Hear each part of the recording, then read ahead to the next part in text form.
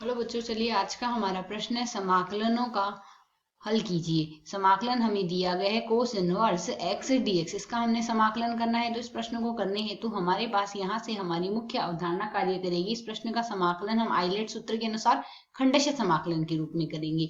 तो आइलेट का सूत्र सबसे पहले तो हमें यहाँ से कहता है, आइलेट का सूत्र होता है यहाँ से आइलेट के अनुसार प्रथम व द्वितीय पद मानते हैं। आइलेट का अर्थ होता है यहाँ से प्रतिलोम फलन, एल का अर्थ होता है हमारे पास लॉग के फलन, ए का अर्थ होता है हमारे पास अर्थमेटिक फलन अर्थात एक्स की घात एन के रूप में, टी का रूप होता है त्रिकोणमितीय फलन साइन कोस टेन में, और ई का अर्थ होता है ई की घात एक्स के रूप में फलन।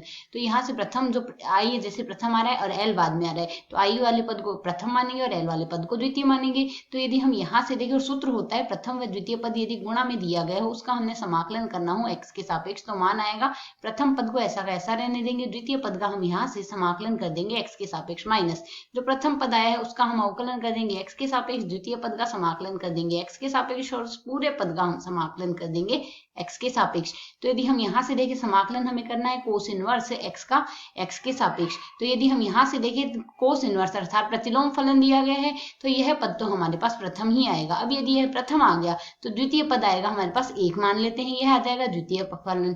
तो द्वितीय फलन आ गया यह हमारे पास यहाँ से। तो अब हमें सूत्र के अनुसार क्या करना है, प्रथम पद तो हमने ऐसा का ऐसा ही लिखना है, द्वितीय पद का हमने समाकलन करना है एक्स के सापेक्ष माइनस प्रथम पद जो है उसका हम अवकलन करेंगे एक्स के सापेक्ष, गुणा में हम समाकलन करेंगे द्वितीय पद का एक्स के सापेक्ष, और इस पूरे पद का हम समाकलन करेंगे यहाँ से एक्स के सापेक्ष।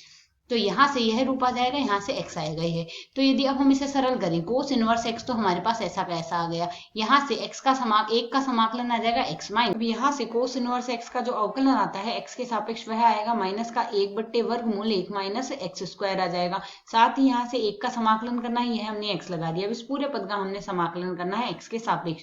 तो जैसा कि हम यहाँ से देख सकते हैं x गुणा में कोस इनवर्स x तो हमारे पास ऐसा का ऐसा आ गया, माइनस माइनस प्लस हो जाएगा, यह पद बन रहा है समाकलन x वर्गमूल 1 माइनस एक्स स्क्वायर, साथ ही आ जाएगा हमारे पास यहाँ से dx।